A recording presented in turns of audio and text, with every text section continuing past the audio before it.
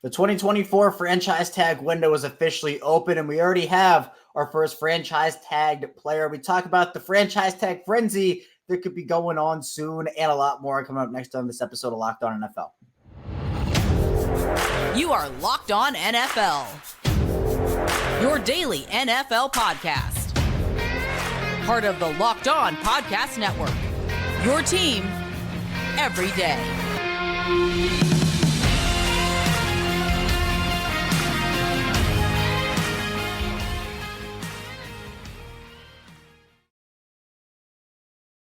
Welcome into another episode of Locked On NFL. We're your daily NFL podcast, and I'm your host, Kevin Oestreicher of the Locked On Ravens podcast, and one of the many NFL experts here on our network, the Locked On Podcast Network, your team every day. I want to thank everybody for making Locked On NFL your first listen today and each and every day. Free and available on all podcasting platforms. That includes in video form on YouTube and audio form wherever you get your shows. So be sure to hit that like button, the subscribe button on YouTube and video form, and hit the follow button and like button as well on any podcasting platform you get your podcasts on. Today's episode of Locked On NFL is brought to you by FanDuel. Make every moment more right now. New customers get $150 in bonus special lending, a $5 bet. That's $150 if your bet wins. Visit FanDuel.com/lockedon to get started. We're a 5-day-a-week NFL podcast, so NFL news, analysis, updates, and the biggest stories across the league each and every week. And we have lots to talk about today as the franchise tag window opened up for NFL teams to franchise tag their players last week. And we already have our first franchise tagged player in Tee Higgins of the Cincinnati Bengals. So we'll talk about that. I'll be taking you through the first segment as not only the host of Locked On NFL, but also the host of Locked On Ravens. We'll talk a little Ravens, talk a little franchise tag frenzy there, because the Ravens have a lot of decisions to make and the franchise tag applies to them.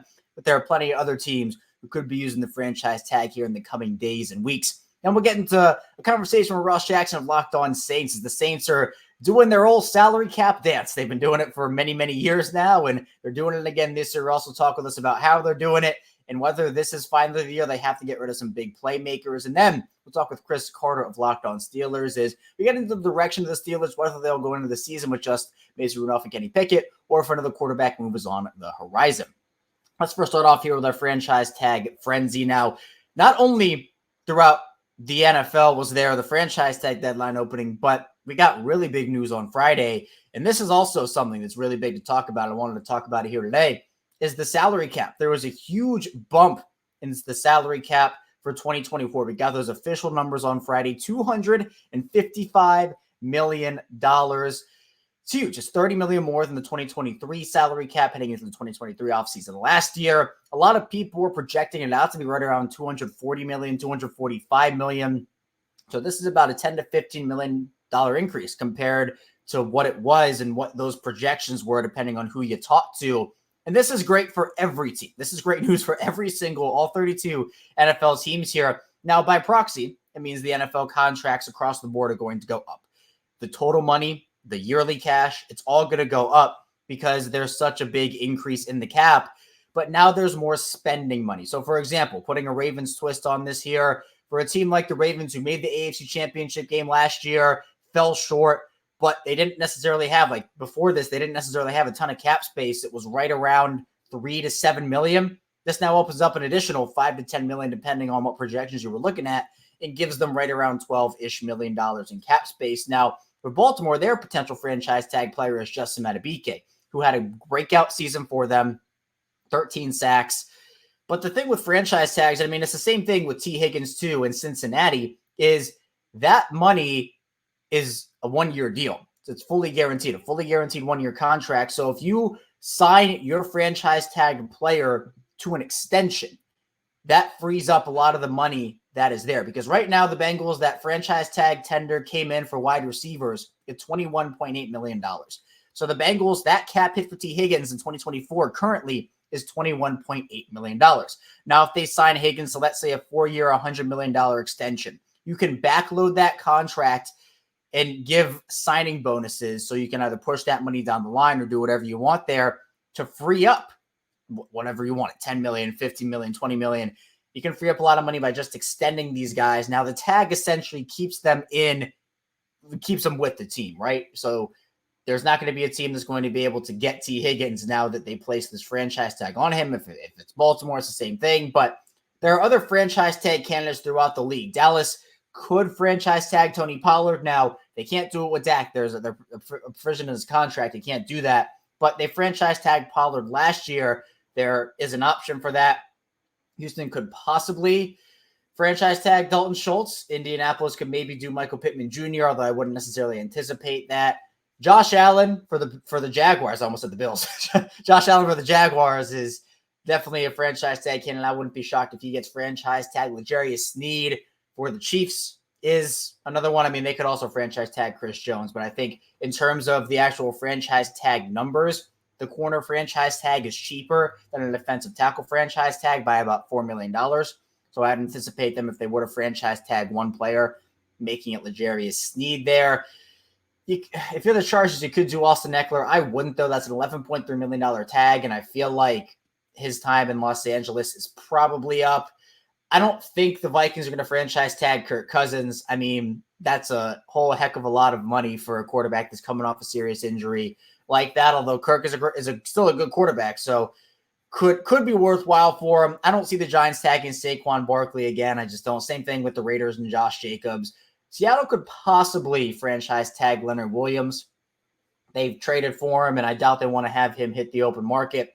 Tampa could franchise tag Mike Evans, but I think this is it. I don't think there's going to be any pushing this down the line. I think it's either going to be an extension for Mike Evans or he goes elsewhere. So again, it's going to be a frenzy over these next couple of weeks here. But if you franchise tag a player, you're going to have to deal with having some of that money unavailable because, look, again, for Tee Higgins, that's $21.8 million. That is a fully guaranteed one-year deal as it is. And we got those official numbers again on Friday alongside the salary cap information as well. So just, I'll quickly read them out here. Franchise tag for quarterback, $38 million, linebacker, $24 million, defensive tackle, $22 million, wide receiver, $21.8 million, defensive end, $21.3 million, offensive lineman, essentially $21 million, corner, $19.8 million, safety, $17.1 million, tight end, $12.7 million, running back, $12 million, special teams is $6 million. Although I'm not sure we're going to see any special teamers franchise tag this time around. We also got the fifth-year option numbers for players. Now, the way that these changes, fifth-year options used to be technically a lot more valuable because it used to go in order of draft position for first-rounders. So top pick would have the biggest fifth-year option all the way down to 32. But they changed that a couple of years ago to be more incentives-based, more playtime-based, more accolades-based. So there are three different tiers in terms of Pro Bowls, All-Pros, etc., in terms of just base playtime incentives, or if they're just basic, that no incentives are hit. So a lot of players, it's going to be right around, for example, wide receivers on the basic plan, it's about $14.3 million. Edge rushers on the basic plan is basically 13.3. I know that because the Ravens have two guys on their fifth-year options. But it's not that the fifth-year option isn't valuable anymore, but a lot of teams are having harder decisions to make because the fifth-year option didn't used to be as much money. And, again, if you had the top pick, obviously that pick would be that fifth-year option would be definitely a lot more expensive. But now it's in terms of base, in terms of play, in terms of incentives. So it's a little different now as it comes down to it. So big cap increase, going to be an exciting free agency for a lot of different teams, and some teams may be pulled out of a rough cap situation. But one team that got a little help, but still didn't pull them out of their situation is the New Orleans Saints. So coming up in the second part of the show, we'll talk with Ross Jackson of Locked On Saints about the Saints salary cap dance and a lot more. Stay tuned, planning to talk about on Locked On NFL. First, this episode is brought to you by FanDuel Sportsbook. Get buckets with your first bet on FanDuel, America's #1 sportsbook, because right now new customers get $150 in bonus special on a $5 bet. It's $150 if your bet wins. And obviously football season's over, so we're not getting football for a while, but basketball's in full swing and then followed by baseball coming up here soon. You can bet all your favorite NBA players and teams with quick bets, live same-game parlays, exclusive props, and so much more. I'm a big Never Nuggets fan. Been that way for a very long time. So Nikola Jokic, if you want to get your props going, Nikola Jokic is a very safe bet over there on FanDuel. This is FanDuel.com/lockedon and shoot your shot. FanDuel, official sportsbook partner of the NBA. We're back our second segment of Locked On NFL. Kevin Oestreicher still talking with you here on this Monday. Really appreciate you again for tuning in today and making Locked On NFL your first listen each and every day. We just got done talking about the franchise tag frenzy that could be happening over these next couple days and weeks. But now let's talk about the Saints salary cap dance with Ross Jackson of Locked On Saints. The Saints have a lot of decisions to make. They are very so much over the cap. We'll talk with Ross about how they can get under it once again and a lot more.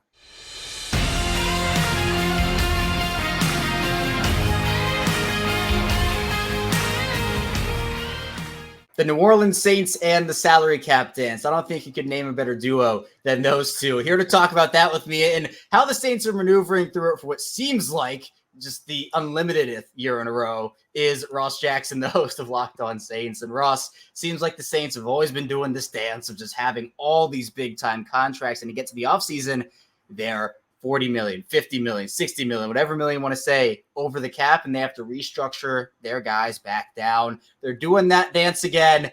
Does it feel any different this year, or is it just the same old story? It feels a little bit different because they ended up not being as over the salary cap as anybody anticipated. I mean, we talked about this team being $100 million, $90 million over the salary cap. They came into this one with the early projections of the 2024 salary cap being around $242 million. They were going to be about $83 million over the salary cap. Then when the new number came out, it was like 255. They ended up only $70 million over the salary cap. So, Kevin, that was a way better situation for them. So they've made just a little less than a handful of moves so far, not including ones that they made early on with Marshawn Lattimore and Jameis Winston. And they've already more than halved, or at least mostly halved, that amount down. So it's a little bit different in that they'll have to do less to get down this year. As a good friend of mine put it, the NFL and their new salary cap is letting the New Orleans Saints front office play on rookie mode this offseason. Only 80 million over the cap. Yeah, that's light work. That's small potatoes. Yeah, that's a cool 80 right there. But you mentioned they've already made a couple of moves, and they've actually made a couple moves over the course of this past week. Can you kind of go into detail about what those moves are, what they mean for the players, and then what other moves we could see them make in the coming days or weeks? Yeah, for sure. So they've already restructured 3 contracts. There's a 4th one on the way. That is in terms of what's happened over the course of this past week.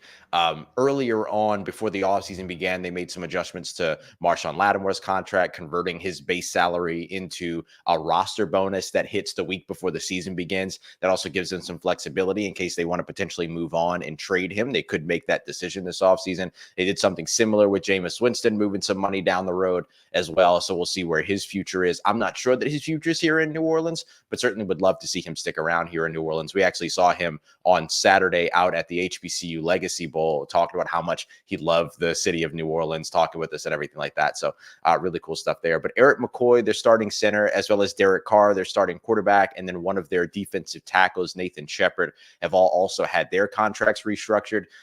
Most of those were simple restructures, knocking down the base salary, converting a certain amount over to a signing bonus, and then spreading that out over the course of the next 5 years or so. In one situation, they swapped around a roster bonus in addition as well. But with all 3 of those moves, they freed up over $33 million of their salary cap overage at that point.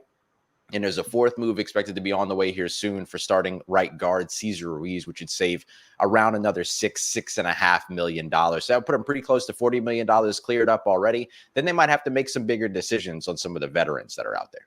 And in terms of guys that you could maybe see with bigger restructures, is that just going to push that money down the line, and we're going to be doing this dance again next offseason, Ross, and this is going to be this continuous loop?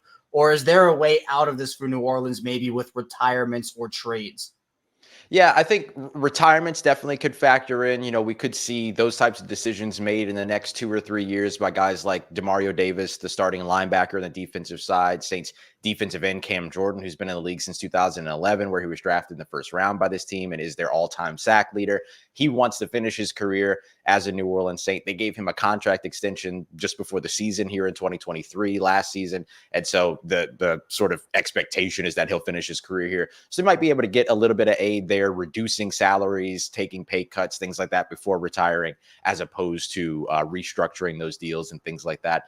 I do think that as long as they feel that they're going to be competitive, that they'll continue to do this, because it allows them to continue to also add in talent and not actually spend additional money at all. It's just that money gets, stretched out over the course of 8 or 9 years as opposed to the individual life of a contract, 4 or 5 years. And so as long as they're in a situation to where they're winning games or they're just outside the playoffs, or better yet, are making the playoffs, they'll keep doing this because it doesn't really affect them at all. And then the big decision becomes, what if they have a 2-win season, a 3-win season or something like that, and have to make a different decision? That's when they would have to cross the bridge of maybe taking a season to let all those overages hit and then start their rebuild after that.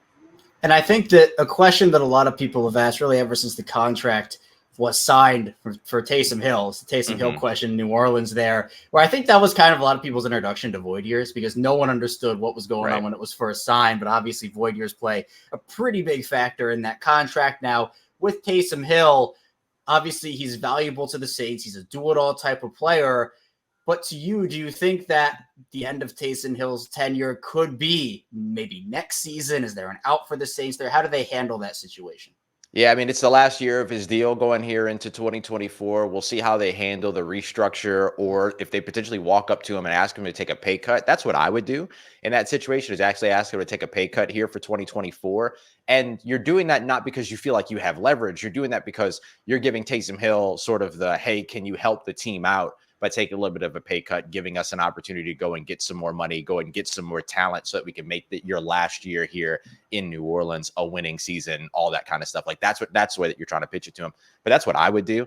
But you know, look, he's 33, 34 years old at this point. So no matter what, you're having the conversation of, is this it one way or another? But look, when you're paying a guy $10 million a year, and over the course of the past 3 seasons, he's gone out there and gotten you like 46 total touchdowns, and he's the guy on your offensive side of the ball that has scored the most touchdowns, even outside of passing touchdowns, right? His rushing and receiving totals alone, it's been worth every penny thus far. But I think going into this last year, maybe there'll be an opportunity to get a little bit tricky with the numbers so they can continue to add some more talent around Derek Carr, around Taysom, and try to make this last year, or, you know, whatever the last year will be, a fruitful one for Taysom's career.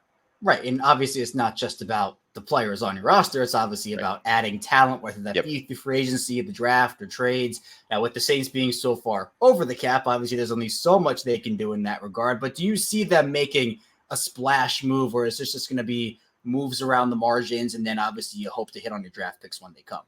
Yeah, I think that with the way that the Saints operate, you know, they build these contracts so that it's lower base salaries at the very beginning of the contract, and then they backload all of the money towards the end of the deal. It doesn't stop them from going out there and getting big names. I mean, they started $90 million over the salary cap last year and went and got themselves a new starting quarterback on a $40 million deal per year or whatever, and everything. And so I think that there's a chance they go out there and make a splash, and then probably after that go to more like mid-level kind of cost-effective signings after that 1-year deal, stuff like that. But I wouldn't be surprised if they go out there and make a splash, especially over on the offensive side, as they're revamping their offensive look, offensive line, skill position players, whatever it might be. I could absolutely see them making some kind of a bigger early day move, maybe not a first day move, but some kind of early day move in free agency before they kind of settle in and then start adding in the players that fit the molds, fit the tights, but don't necessarily carry the big price tags. Ross is great. Be sure to check him out over the Locked On Saints podcast, part of Locked On Podcast Network, your team every day, and right here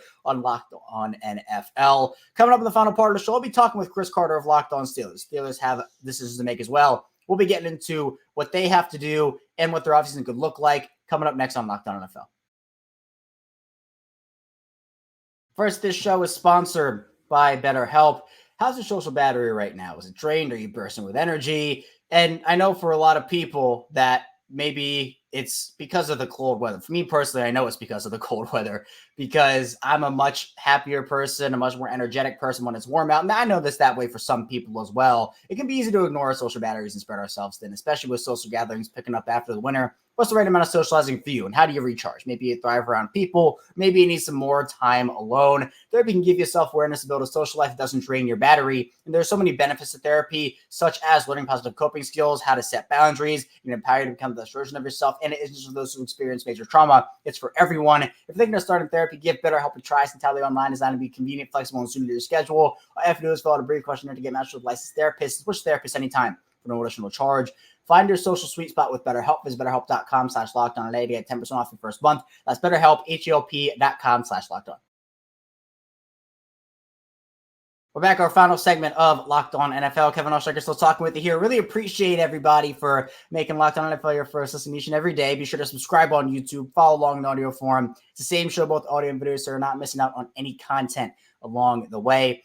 Let's talk with Chris Carter of Locked On Steelers. Now, the Steelers have some very incredible decisions to make this offseason, just in terms of what they have to do with the quarterback position. Are they going to trade anybody? A lot for Pittsburgh fans to think about. Let's talk with Chris now.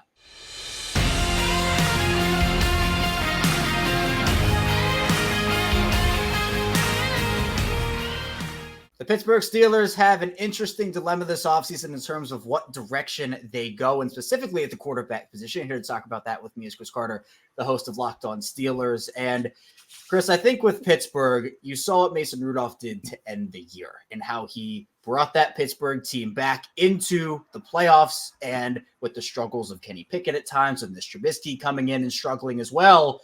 There's a situation potentially where Pittsburgh goes into the season with Kenny Pickett and Mason Rudolph, but I think a lot of people have settled on the fact that those would be the only two guys that they go in with, when in reality, I think there's a possibility that they potentially bring in a veteran quarterback here to bridge some sort of gap.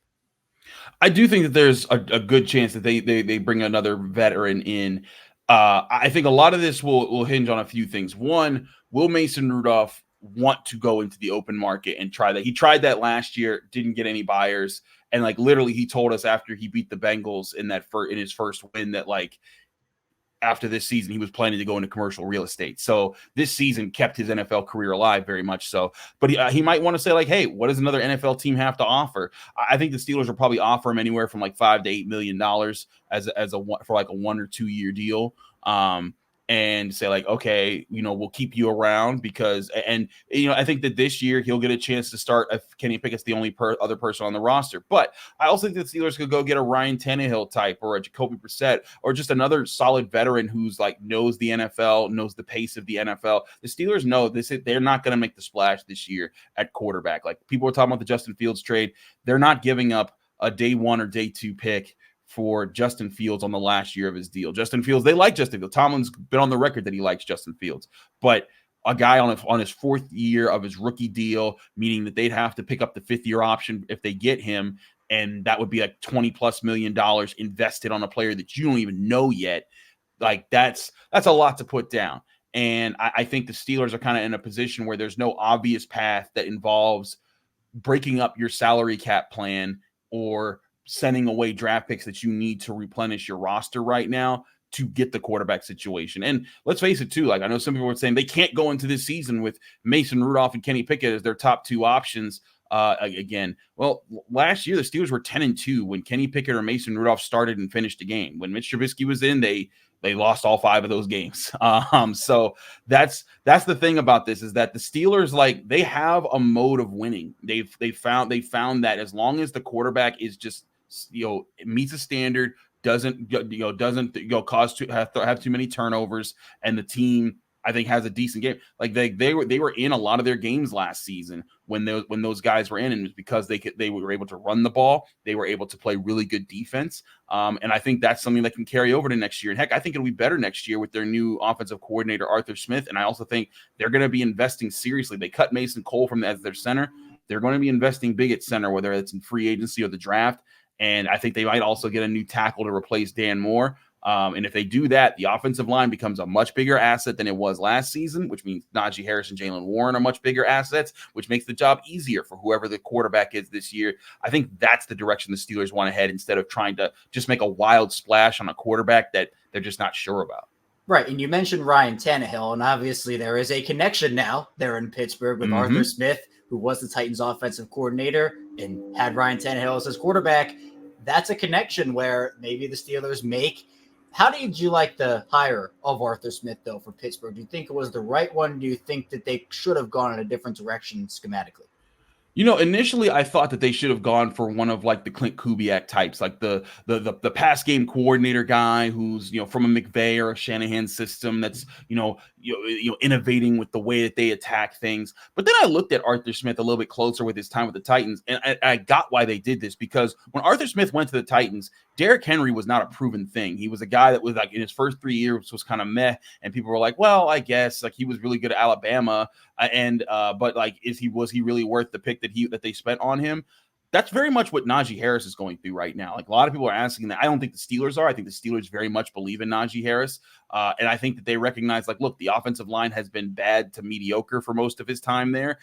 And they haven't had a passing attack that scared anybody. But last year, you saw when they started Broderick Jones at tackle, that changed a lot of the offensive line from week 10 on into the final week of the season. The Steelers had the second best rushing attack in the NFL, only to the Baltimore Ravens themselves. So, like, they were able to run the ball very well in the second half of the season with just Broderick Jones, with a better center and maybe a better left tackle as well, or maybe a better right tackle while Broderick Jones moves to left tackle. I think the run game will be even better, and that will make things easier for them. And also, Arthur Smith, this is the guy that made Ryan Tannehill a Pro Bowler. And if you look back to Derrick Henry's numbers, his 2 years with Arthur Smith are still the best 2 years that Derrick Henry's ever had in the NFL, statistic-wise, across the board. So I think Arthur Smith makes sense for where they are as an offense, and that if he can make a system that turns Kenny Pickett into or Mason Rudolph into just a proficient quarterback. They don't have to be elite. They don't have to be top tier, but be a decent game manager who makes good decisions out of play action and feeds off the run game that becomes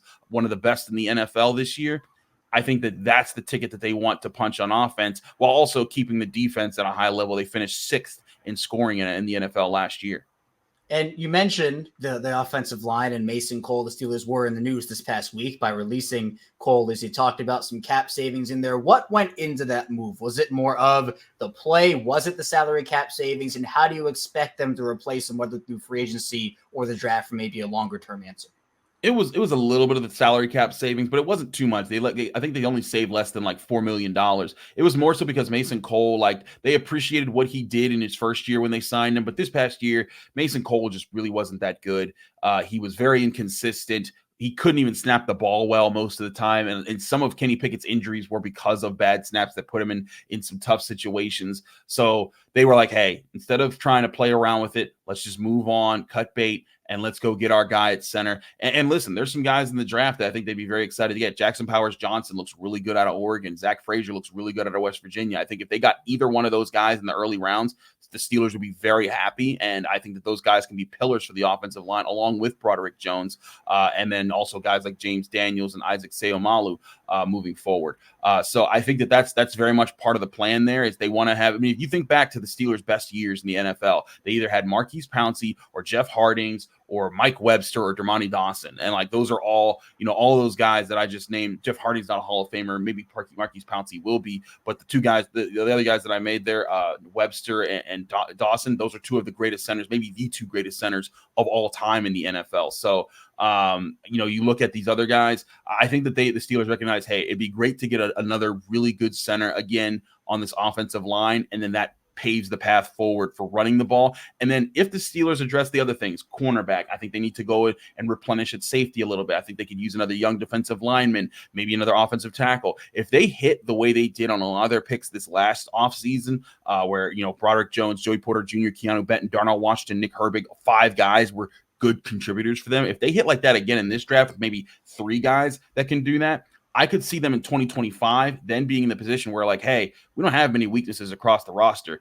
This is the year we make the splash at quarterback. Chris providing great Steelers insight. Be sure to check him out over at the Locked On Steelers podcast and right here on Locked On NFL, part of Locked On Podcast Network, your team every day. That's all I have for you here today on Locked On NFL. Thanks so much for tuning in. We'll be right back here tomorrow with more NFL content with your Tuesday host. So be sure to stay tuned. That will see you right back here tomorrow on Locked On NFL.